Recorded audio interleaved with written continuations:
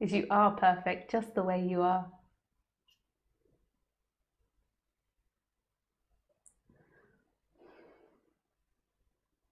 The mind is always looking for ways in which there's something wrong with you, in which there's a problem in this life.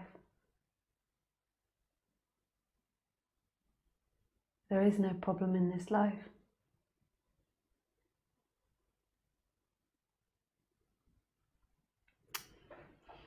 Hard to think of something to say today, but let's get started, okay? So my answer to, are you perfect? Yes, of course you are, in every way. Okay, that's leading me to doership. Good, something to talk about. So what happens is that when we begin to believe that we're the thinker, that we are this person inside the head that commentates on everything, like, I'm walking down the street, I'm buying myself a croissant, I'm drinking my drink out of my pink cup. We begin to assume that that is us.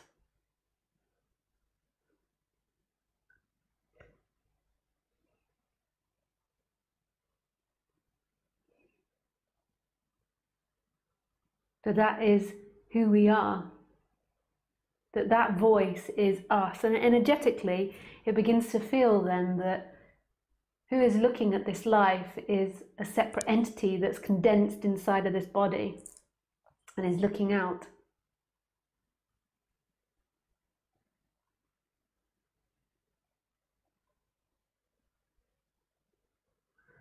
Well, that's not who you are.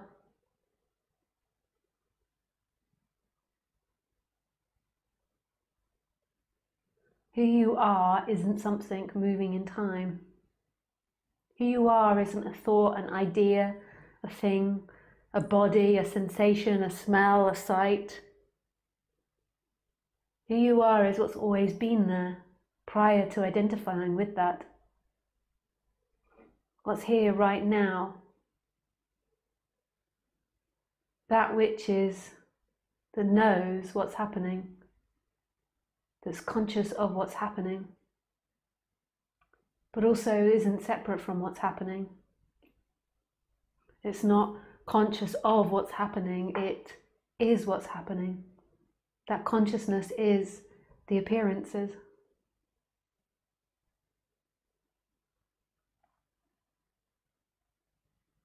And this is who you are.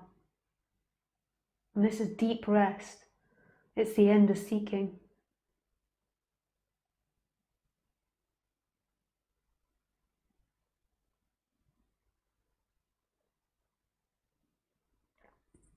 But while there's this belief that you are somebody, when that happens, then there's this contraction inside the body. And as soon as there's this energetic contraction, so as soon as you feel limited, it's like walking around with a stone in your shoe that feels like there's something wrong. Not because there is actually ultimately something wrong, but because you're living a lie. You're pretending to be something that you're not. It's like you're infinite, your nature is undefined. And then you're defining yourself as a body, as a name, as an idea.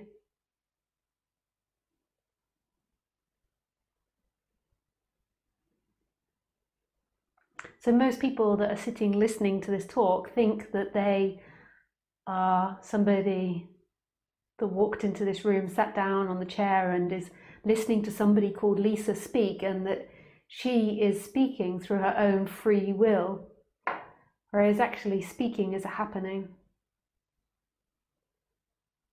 And sitting here is a happening. And sitting here isn't a result of walking into this room, turning on the computer and watching Lisa or watching YouTube. Sitting here is simply sitting here without any explanation. It's free. It doesn't have a backside and a front side where you've come from. It's free.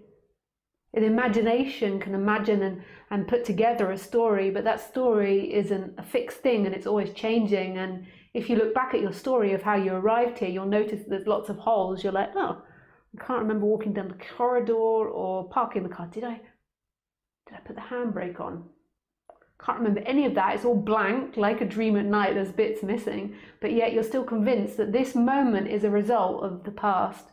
It appears that this moment is the result of the past, so in our apparent timeline, but actually our experience is this moment is a result of this moment.